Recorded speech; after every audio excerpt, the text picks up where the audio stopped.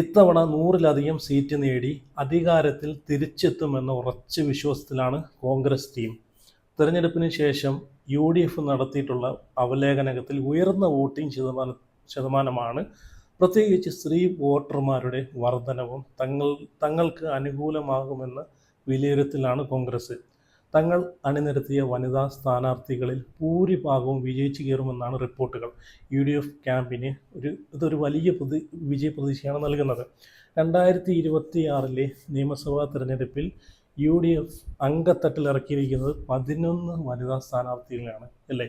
ഇവരിൽ ഭൂരിപക്ഷം പേരും വിജയം ഉറപ്പിച്ചു എന്നാണ് UDFിൽ നിന്നുള്ള പുതിയ റിപ്പോർട്ട്. കോൺഗ്രസിനായി മത്സരരംഗത്ത് ഇറങ്ങിയിരിക്കുന്നത് മത്സര സ്ഥാനാർത്ഥികളും അവർ മത്സരിച്ച മണ്ഡലങ്ങളിലെ ട്രെൻഡുകളും പോളിംഗ് രീതികളും പരിശോധിക്കുമ്പോൾ അവർക്ക് വോട്ടർമാരെ വലിയ രീതിയിൽ സ്വാധീനിക്കാൻ കഴിഞ്ഞുവെന്നാണ് കോൺഗ്രസ് പാർട്ടി വിലയിരുത്തുന്നത്. അതുകൊണ്ട് തന്നെ ഭൂരിപക്ഷം വനിതാ സ്ഥാനാർത്ഥികളും ഇതിനോടകം ജയസാധ്യത ഉള്ളവരുടെ പട്ടികയിൽ ആണ് എന്നാണ് കോൺഗ്രസ് പറയുന്നത്. ലിസ്റ്റിൽ ഒന്നാമതായിട്ട് നിൽക്കുന്ന പേര് വേറെ ആരുടെയല്ല, തൃക്കാക്കരയുടെ പ്രിയപ്പെട്ട സിറ്റിംഗ് MLA ആയിട്ടുള്ള ഉമാ തോമസിൻ്റേതാണ്. നമുക്കെല്ലാവർക്കും അറിയാവുന്നതാണ് മലയാളികളുടെ പ്രിയ നേതാവായ PT തോമസിൻ്റെ അപ്രതീക്ഷിത വിയോഗത്തിൽ നടന്ന വാശിയേറിയ ഉപതെരഞ്ഞെടുപ്പിലൂടെയാണ് ഉമാ തോമസ് ആദ്യമായി നിയമസഭയിലേക്ക് വെണ്ണക്കൊടി പാറിച്ച് കയറി വന്നിട്ടുള്ളത്. തൃക്കാക്കരയുടെ ആ ഒരു രാഷ്ട്രീയ ചിത്രം പരിശോധിക്കുമ്പോൾ കാര്യങ്ങൾ വളരെ വ്യക്തമാണ് അല്ലേ. കോൺഗ്രസിൻ്റെ അടിയുറച്ച ഒരു കോട്ട തന്നെയാണ് തൃക്കാക്കര. അവിടെ ഉമാ തോമസിനെ പോലെ ജനപ്രീതിയുള്ള അത്രയും കരുത്തുറ്റയായ ഒരു സിറ്റിംഗ് MLA വീണ്ടും മത്സരത്തിനിറങ്ങുമ്പോൾ അവിടെ ഇടതു മുന്നണിക്ക് കാര്യമായ രാഷ്ട്രീയ സാധ്യതകളൊന്നും തന്നെ അവശേഷിക്കുന്നില്ല എന്നതാണ് ഒരു യാഥാർത്ഥ്യം അല്ലേ.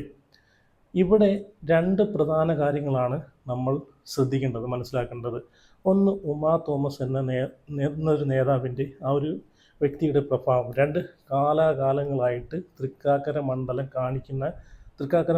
കാണിക്കുന്ന UDFിൻ്റെ ഒരു നിലപാട്. ഈ രണ്ട് ഘടകങ്ങൾ കൂടി ചേരുമ്പോഴത്തേക്ക് വിജയം ഈസിയാണ്.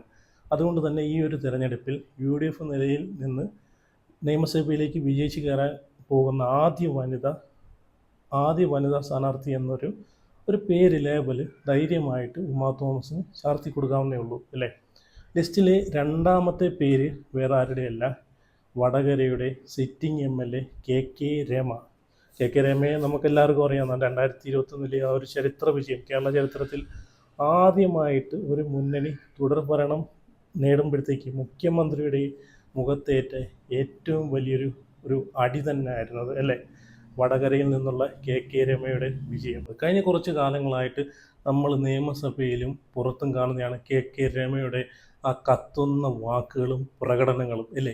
പിണറായി വിജയനെതിരെയും ഗവൺമെൻറ്റിനെതിരെയും ഏറ്റവും ശക്തമായിട്ടുള്ള നിലപാടുകളെടുത്ത് അത് ജനങ്ങളുടെ ഹൃദയം മിടിപ്പറിഞ്ഞ് പ്രതികരിക്കുന്ന മറ്റൊരു വനിത ഒരു MLA കേരളത്തിലുണ്ടോ എന്ന് തന്നെ സംശയിക്കേണ്ടിയിരിക്കുന്നു അല്ലേ.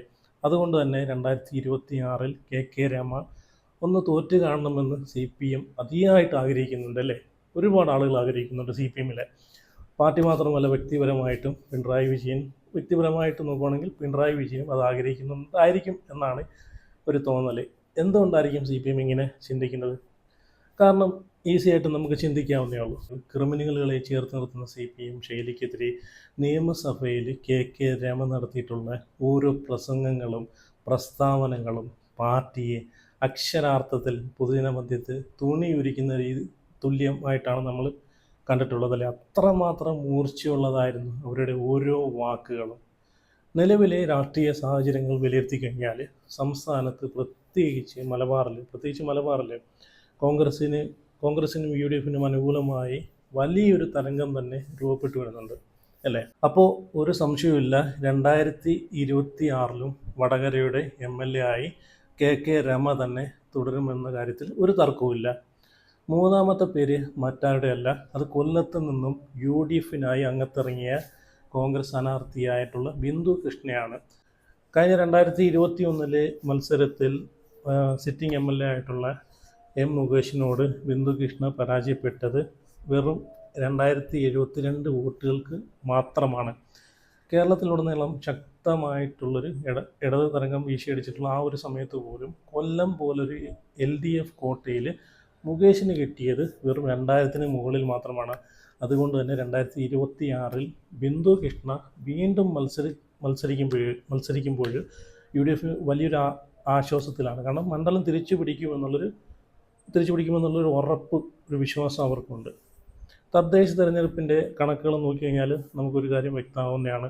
ഒരു വലിയ ഇടവേളയ്ക്ക് ശേഷം കൊല്ലം കോർപ്പറേഷൻ UDF പിടിച്ചെടുത്തു എന്നത് അതിനൊരു എക്സാമ്പിൾ തന്നെയാണ് അല്ലേ. അപ്പോൾ ഈ ഒരു കാര്യം, ഈ ഒരു ഘടകം ബിന്ദുകൃഷ്ണയ്ക്ക് വലിയൊരു അനുകൂലമാകുമെന്നൊരു കാര്യം കോൺഗ്രസിനുണ്ട്. അതുകൊണ്ട് ഇത്തവണ മുകേഷിനെ മാറ്റി നിർത്തിക്കൊണ്ട് ജയമോഹനെയാണ് CPM കളത്തിലിറക്കിയത്. സ്ത്രീ പീഡനം അടക്കമുള്ള കേസുകളിൽ പ്രതിയായതുകൊണ്ട് മാത്രമാണ് മുകേഷിനെ മാറ്റി നിർത്തിയിട്ടുള്ളത്. കാരണം ബിന്ദു കൃഷ്ണയ്ക്ക് ഒരു എതിരാളി എന്ന നിലയ്ക്ക് മുകേഷ് അവിടെ ഒരു പരാജയമാവുമെന്ന് UDFന് അത് നല്ല രീതിയിൽ മനസ്സിലായതുകൊണ്ട് മാത്രമാണ് അവിടെ മുകേഷിനെ മാറ്റിയിട്ട് വേറൊരാളെ പ്ലേസ് ചെയ്തത്. അപ്പോൾ ഇതൊക്കെ വെച്ച് നോക്കുകയാണെങ്കിൽ കൊല്ലത്ത് ബിന്ദുകൃഷ്ണ വിജയിക്കുമെന്നാണ് മൊത്തത്തിലുള്ള സർവേയും അതുപോലെ UDFും പറയുന്നത്. അപ്പം കൊല്ലം ഇത്തവണ ബിന്ദുകൃഷ്ണയ്ക്ക് ഒപ്പം നിൽക്കുമെന്നാണ് എല്ലാ സാധ്യതകളും കാണുന്നത്. നാലാമത്തതായിട്ട് കൊല്ലത്ത് നിന്നിട്ടുള്ള കൊല്ലം ജില്ലക്കാരിയായിട്ടുള്ള UDFൻ്റെ കരുത്തുറ്റ സ്ഥാനാർത്ഥിയായിട്ടുള്ള ആയിഷ പൂറ്റിയാണ്. കൊട്ടാരക്കര സീറ്റിൽ നിന്നിട്ടാണ് ആയിഷ പൂറ്റി ജനവിധി തേടുന്നത്. കൊട്ടാരക്കരയുടെ ഒരു ഇത് പരിശോധിക്കുമ്പോൾ തന്നെ ആയിഷ പൂറ്റിയുടെ പേര് അവിടെ തരംഗമാണ്. കൊട്ടാരക്കരയുടെ ചരിത്രം പരിശോധിക്കുകയാണെങ്കിൽ ആയിഷ പൂറ്റിയുടെ പേര് ഒരിക്കലും മറക്കാൻ പറ്റത്തില്ല. കാരണം ബാലകൃഷ്ണപിള്ള എന്ന നേതാവിനെ കൊട്ടാരക്കരയുടെ രാജാവ് എന്ന് പോലും വിശേഷിപ്പിക്കുന്ന ഒരു വ്യക്തിയെ 2006 ഒരു പുതുമുഖമായി വന്ന് അട്ടിമറിച്ച ചരിത്രമാണ് ആയിഷ പൂറ്റിക്കുള്ളത്. അന്ന് കൊട്ടാരക്കരയിൽ ഇടതുപക്ഷത്തെ ചേർത്തത് ആയിഷ പൂറ്റിയാണ് അല്ലേ. തുടർന്ന് 2011-ലും 2016-ലും തൻ്റെ വിജയ കിരീടം ചൂടാൻ അവർക്ക് സാധിച്ചിട്ടുണ്ട്. പ്രത്യേകിച്ച് 2016 40,000-ത്തിലധികം വോട്ടുകളുടെ കൂറ്റൻ റെക്കോർഡ് കൂടിയാണ് ആയിഷ പൂറ്റി അവിടെ ജയിച്ചിട്ടുള്ളത്. ശരിക്കും പറഞ്ഞാൽ അവിടെ ഒരു വലിയൊരു തരംഗം തന്നെയായിരുന്നു. പക്ഷേ 2021-ലാണ് അവിടെ കാര്യങ്ങളൊക്കെ മാറി മറിഞ്ഞത്. സിറ്റിംഗ് MLA ആയിരുന്നിട്ട് പോലും ആയിഷ പൂറ്റിയെ മാറ്റി നിർത്തി പകരം മുഖ്യമന്ത്രി പിണറായി വിജയൻ്റെ വിശ്വസ്തനായിട്ടുള്ള KN ബാലഗോപാലിനെ അവിടെ CPM അവിടെ സ്ഥാനാർത്ഥിയാക്കി. എടുത്തു പറയേണ്ട ഒരു കാര്യമുണ്ട്, അന്ന് കേരളം മുഴുവൻ ഒരു ശക്തമായിട്ടുള്ള ഒരു ഇടത് തരംഗം ഉണ്ടായിരുന്നിട്ട് പോലും ബാലഗോപാലിൻ്റെ ഭൂരിപക്ഷം മുൻവർഷത്തെക്കാളും 4-1 കുറഞ്ഞു. കേവലം 10,000-ൽ പരം വോട്ടുകളുടെ ഭൂരിപക്ഷത്തിൽ കഷ്ടിച്ചാണ് അവിടെ അന്ന് ആ പുള്ളി അവിടെ നിയമസഭയിലെത്തിയത് അല്ലേ. പിന്നീട് ഇങ്ങോട്ടുള്ള 5 വർഷക്കാലം ആയിഷ പൂറ്റിക്ക് CPM-ൽ നിന്ന് നേരിടേണ്ടി വന്നത് ഒരു കടുത്ത അവഗണനയും അവഹേളനം തന്നെയാണ് അല്ലേ. ഇതിൽ മനംനൊന്താണ് ആയിഷ പൂറ്റി പാർട്ടി ബന്ധം പൂർണ്ണമായി ഉപേക്ഷിച്ച് UDFിലേക്ക്, കോൺഗ്രസ്സിലേക്ക് അംഗത്വം എടുത്ത് UDFൻ്റെ സ്ഥാനാർത്ഥിയായിട്ട് വീണ്ടും കളത്തിലിറങ്ങിയിരിക്കുന്നത് അല്ലേ. ഇപ്പോഴും കൊട്ടാരക്കരയിൽ ആയിഷ പൂറ്റിയേക്കാൾ ബാലഗോപാലിന് ചെറിയൊരു ആധിപത്യമുണ്ടെന്ന് പറയുന്നുണ്ട്. പക്ഷേ ഇവിടുത്തെ രാഷ്ട്രീയമായിട്ടുള്ള ഒരു റിയാലിറ്റി നോക്കുമ്പോഴത്തേക്ക് അതല്ലാന്ന് വ്യക്തമാണല്ലേ. 2026-ലെ തിരഞ്ഞെടുപ്പിൽ നിലവിലെ ധനകാര്യമന്ത്രിയെ പരാജയപ്പെടുത്തി ആയിഷ പൂറ്റി നിയമസഭയിലെത്തുമെന്ന് കോൺഗ്രസ് നേതൃത്വത്തിന് യാതൊരു സംശയവുമില്ല, ഉറപ്പായിട്ടും എത്തുമെന്നാണ് പറയുന്നത്. അടുത്തത് തിരുവനന്തപുരം ജില്ലയിലെ ചിറയൻകീഴ് മണ്ഡലമാണ് കോൺഗ്രസ്സിന് അടുത്തൊരു പ്രതീക്ഷയുള്ളൊരു മണ്ഡലം. 2026-ൽ ഇടതുമുന്നണിയിൽ നിന്ന് UDF ഉറപ്പായിട്ടും പിടിച്ചെടുക്കുമെന്ന് കരുതുന്നൊരു സീറ്റ് തന്നെയാണ്. സംഭരണ മണ്ഡലമായ ഇവിടെ 2011 മുതൽ തുടർച്ചയായി 3 തവണ ജയിച്ചു വന്നിട്ടുള്ളത് CPIയുടെ V ശശിയാണ്. എന്നാൽ ഇത്തവണ 3 ടൺ നിബന്ധന ഉള്ളതുകൊണ്ട് ശശിയെ മാറ്റി നിർത്തി മനോജ് B ഇടവനെയാണ് CPM കളത്തിലിറങ്ങിയിരിക്കുന്നത്. മുൻ MP കൂടിയായ രമ്യ ഹരിദാസാണ് ഇത്തവണ ചിറയൻകീഴിലെ UDF സ്ഥാനാർത്ഥി. രമ്യയുടെ കാര്യം പറയേണ്ട കാര്യമില്ലല്ലോ. ആ പഴയ ശൈലിയിൽ പാട്ടുപാടി വോട്ടർമാരെ കയ്യിലെടുക്കുന്നത് അവരൊരു രീതിയാണ്. അതുകൊണ്ട് വലിയൊരു ആവേശം തന്നെ അവരുണ്ടാക്കിയിട്ടുണ്ട്. സ്ത്രീകൾക്കിടയിലും യുവാക്കൾക്കിടയിലും വലിയൊരു തരംഗം രമ്യ സൃഷ്ടിച്ചിട്ടുണ്ട്. CPIയുടെ സംഘടനാ സംവിധാനമായിട്ടുള്ള ചില പോരായ്മകൾ നിലവിലെ UDFിൻ്റെ തരംഗവും ഇടതുപക്ഷത്തിൻ്റെ ഒരു വിജയപ്രതീക്ഷയ്ക്ക് മങ്ങലേൽപ്പിക്കുന്നുണ്ട്. അപ്പോൾ ചുരുക്കം പറഞ്ഞു കഴിഞ്ഞാൽ രമ്യ ഹരിദാസ് അവിടെ വിജയം ഉറപ്പിച്ചു എന്ന് വേണമെങ്കിൽ പറയാം. അടുത്തത് വടക്കൻ കേരളമായിട്ടുള്ള കോഴിക്കോട് ജില്ലയിലെ പേരാമ്പ്രയാണ്. കാലങ്ങളായി ഇടതുപക്ഷത്തിൻ്റെ ഉറച്ചൊരു കോട്ടയാണ് പേരാമ്പ്ര. അവിടെ എതിരാളി നിസ്സാരക്കാരനല്ല, സിറ്റിംഗ് MLA ആയിട്ടുള്ള ഇടതുമുന്നണി കൺവീനറുമായിട്ടുള്ള സാക്ഷാൽ TP രാമകൃഷ്ണൻ തന്നെയാണ് ഇത്തവണയും LDFന് അംഗത്തിന് ഇറങ്ങുന്നത്. എന്നാൽ മുസ്ലിം ലീഗിൻ്റെ യുവ വനിതാ നേതാവായ ഫാത്തിമ തഹലിയാണ് അവിടെ സ്ഥാനാർത്ഥിയായി നിൽക്കുന്നത്. അതോടുകൂടി അവിടുത്തെ ചിത്രങ്ങളെല്ലാം മാറി മറിഞ്ഞിട്ടുണ്ട്. ഇതുവരെ കാണാത്തൊരു തരംഗമാണ് അവിടെ നമ്മൾ കണ്ടേക്കുന്നത്. ന്യൂനപക്ഷ വോട്ടുകളുടെ കേന്ദ്രീകരണം മാത്രമല്ല, മതേതര വോട്ടുകൾ കൂടി ആകർഷിക്കാൻ ഫാത്തിമ തഹലിക്ക് സാധിക്കും. അതുകൊണ്ട് പേരാമ്പ്രയിൽ ഇത്തവണ വിജയക്കൊടി പാറിക്കാൻ ഫാത്തിമ തഹലിക്ക് സാധിക്കുമെന്നാണ് UDF പറയുന്നത്. രണ്ടാം പിണറായി മന്ത്രിസഭയിലെ ഏറ്റവും ഉയർക്കപ്പെട്ട മന്ത്രി ആരാണെന്ന് ചോദിച്ചു കഴിഞ്ഞാൽ അതിനൊരു ഉത്തരമുള്ളൂ AK ശശീന്ദ്രൻ. എന്നിട്ട് പോലും അദ്ദേഹത്തിന് CPM സീറ്റ് അനുവദിച്ചിരിക്കുകയാണ് അല്ലേ. കോഴിക്കോട് ജില്ലയിലെ എലത്തൂർ സീറ്റിൽ UDFന് വേണ്ടി മത്സരിക്കുന്നത് കോൺഗ്രസിൻ്റെ പ്രമുഖ വനിതാ മുഖങ്ങളിൽ ഒന്നായിട്ടുള്ള വിദ്യാ ബാലകൃഷ്ണനാണ്. മികച്ചൊരു സംഘാടകയായിട്ടുള്ള വിദ്യയുടെ പെരുമ പ്രചാരണത്തിൽ തന്നെ വ്യക്തമാണ് അല്ലേ.